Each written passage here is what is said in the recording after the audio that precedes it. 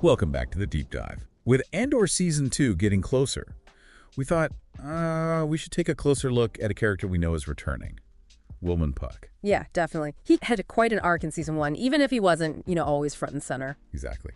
So whether you're deep into Andor lore or maybe just catching up, we think his story is worth exploring. We've pulled the key details from his Wikipedia page to kind of map out who he is. Right. And what's really striking about Wilmon is how he starts as this ordinary kid, really.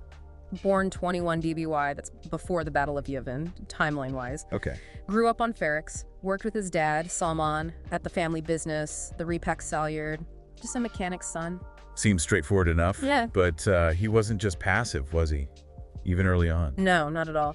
Back in 5 BBY, remember when the Primor security forces, the Corpos, showed up looking for Cassian? Wilmon was the one who alerted his father, helped sound the alarm across the town square. And didn't he help Bix Kayleen, too, when they grabbed her? Yeah, exactly. He stepped in, shows some courage there, even as a teenager. But that courage, or maybe just being involved, brings the Empire down on his family, doesn't it? It really does.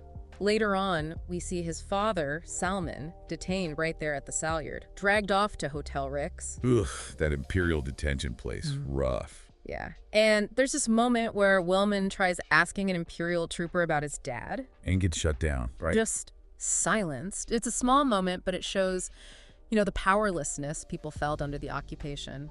Really hits home. And that powerlessness doesn't seem to sit right with him for long. He shows up at Maarva Andor's funeral. He does, which was already a big act of defiance by the whole community. But Wilmon takes it further during the riot that follows. Yeah, this is the key moment, isn't it? He throws this improvised explosive device, a pipe bomb, essentially. Right at the Imperial barrier. Yeah. And that has massive consequences. Huge, because it accidentally sets off this hidden Imperial explosives cache. Just boom. Causes chaos. Yeah. Casualties on both sides, Imperial and Ferrix citizens.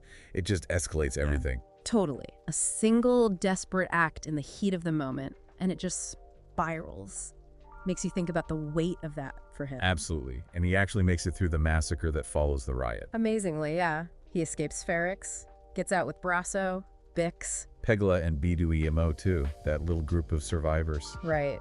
Quite a crew to be heading out into the galaxy with, given everything they just went through. And there's that visual detail too, him wearing his father's green coat after the arrest. Oh yeah, that's powerful. Sort of carrying his father with him, maybe taking on that responsibility. Or just grief.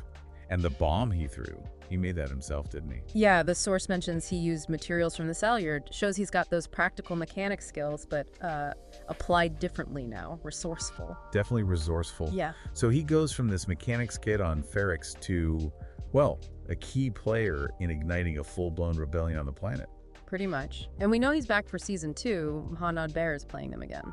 So, thinking ahead, all this stuff he went through, losing his father, his role in the riot, escaping Ferrix, how's that going to shape him? That's the big question, isn't it? What's his path now? What role does he and the others, like Bix and Brasso, play in the, the bigger fight? Yeah, what kind of person does that crucible forge?